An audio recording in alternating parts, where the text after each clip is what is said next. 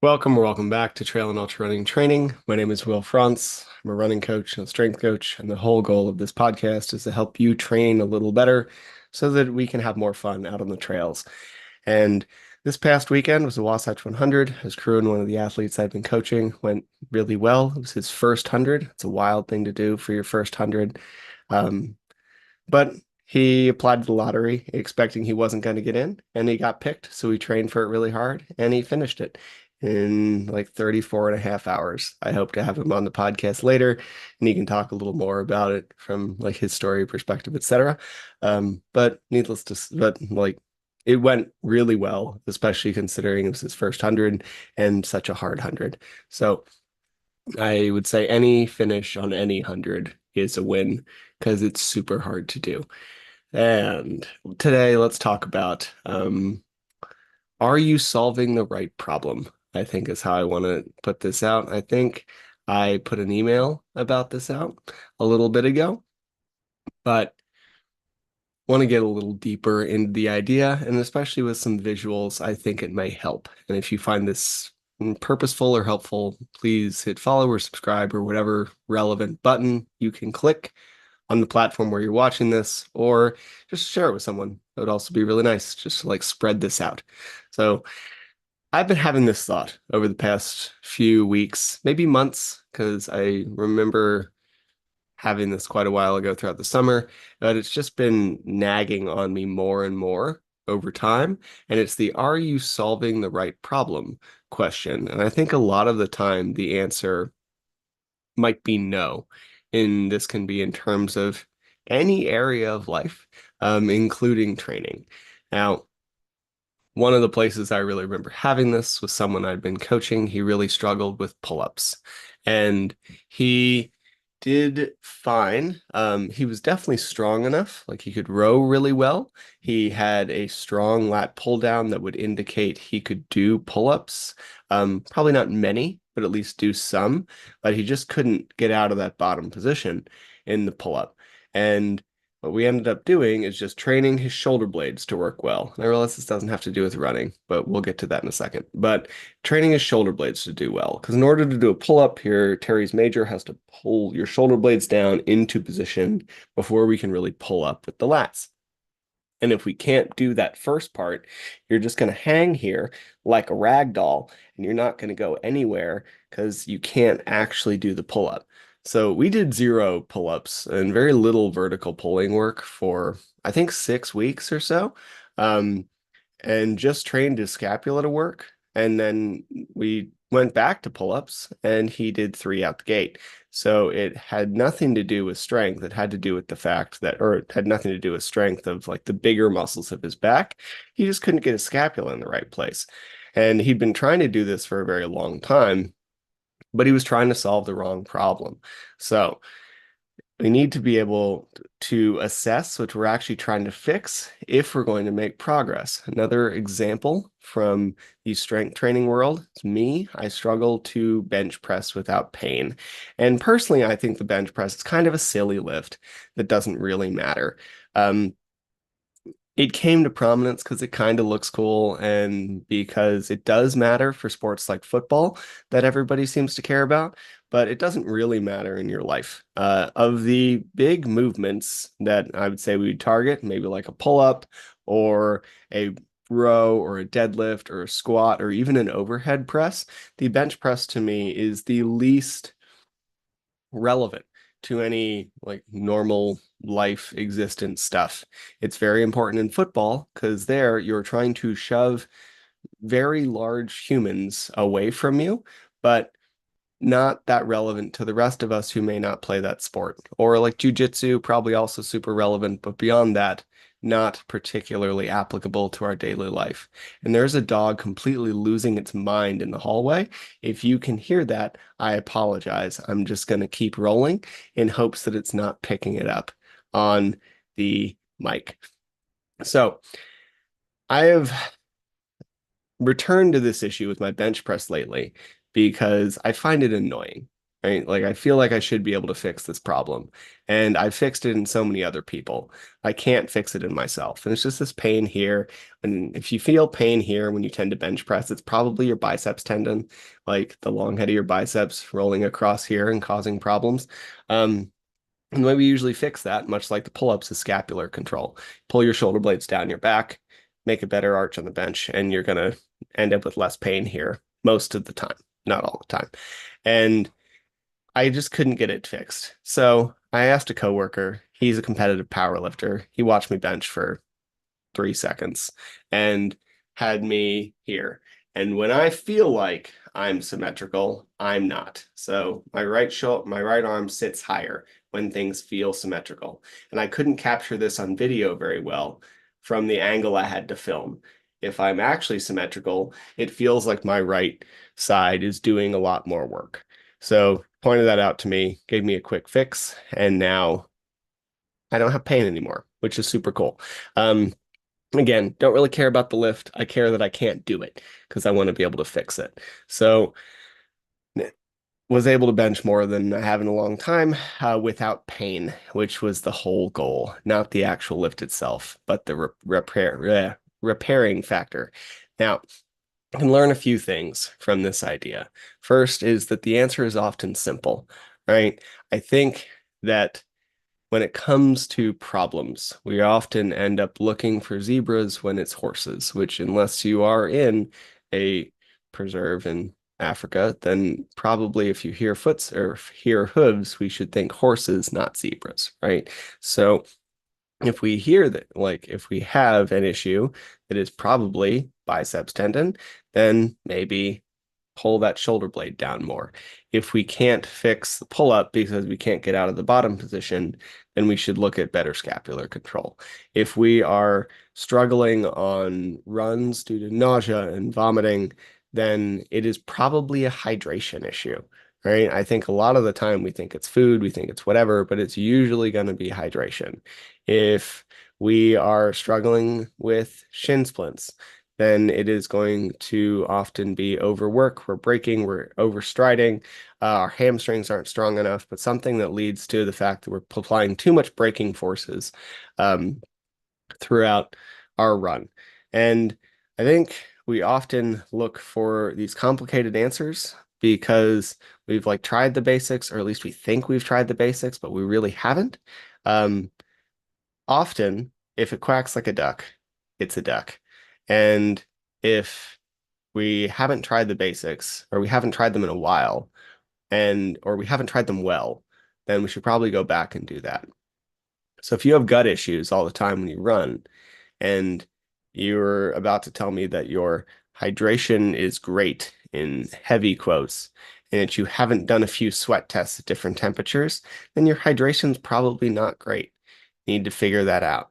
Or if you're really worried about the scale and you can't step on it for whatever reason that it's going to destroy your mental health, I deeply respect that. We need to do a lot more testing of what your sweat issues may be. You may even need to like go to a lab and have them test it for you. But if we're struggling with food stuff when we run, then we probably need to figure out the hydration thing. Now, also, in addition to the answer being simple, we need to be the whole theme of this, solving the right issue. So I mentioned shin splints briefly.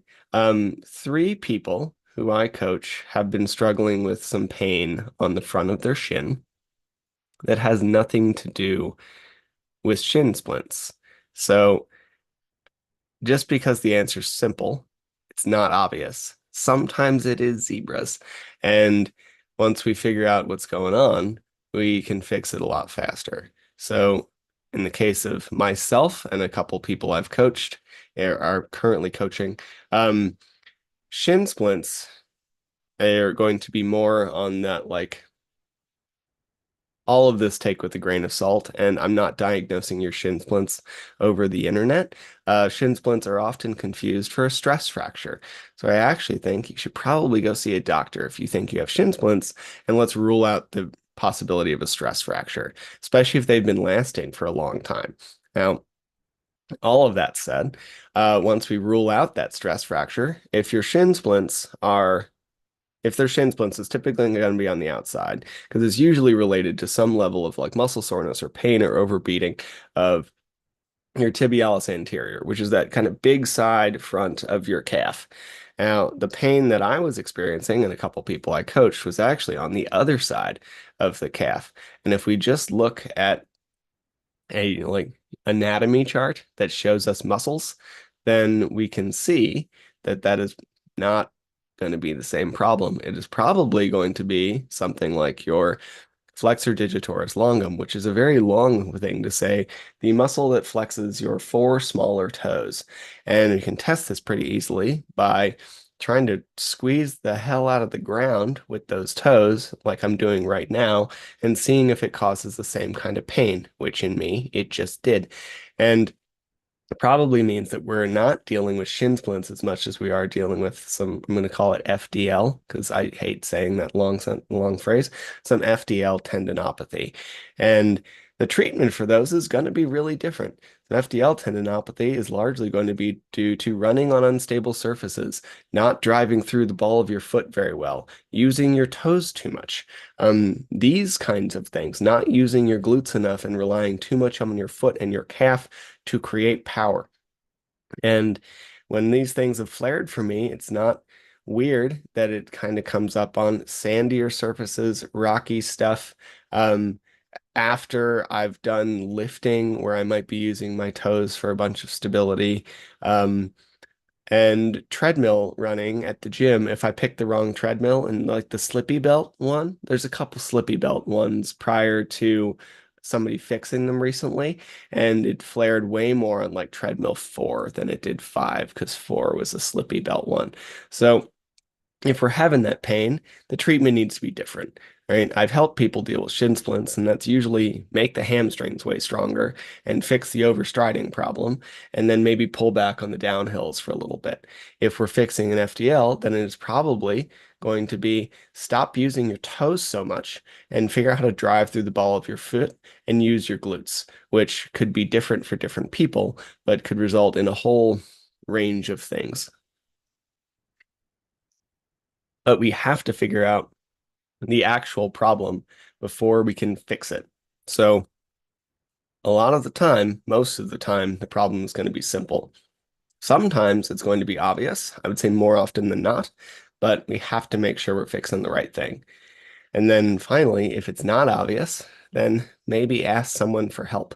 Um, in my case with the bench press, I asked a coworker and he fixed it in like 3 seconds just because he could see me differently than I could see myself.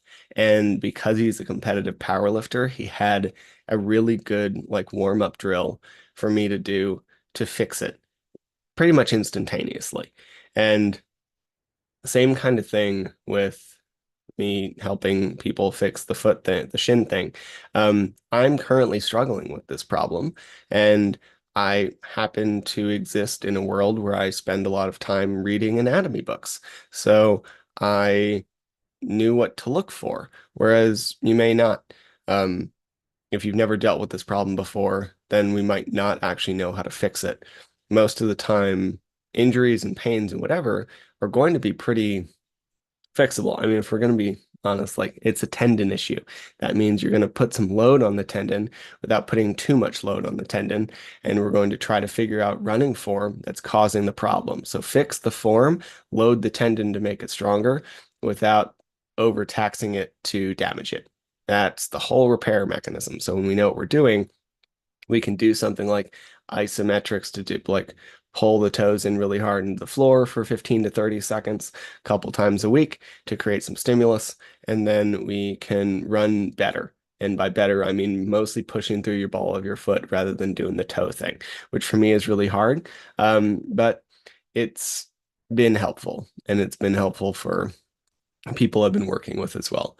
So sometimes you need to ask for help with someone who knows what they're doing be this nutrition or food, maybe talk to a dietitian. If you have issues with strength stuff or injuries, then maybe talk to a trainer or strength coach or PT, depending on where you are in the like severity bucket of these things. If you can't figure out your run programming, like if we can't get faster or we're struggling to make improvements cardiovascularly, then talk to a running coach.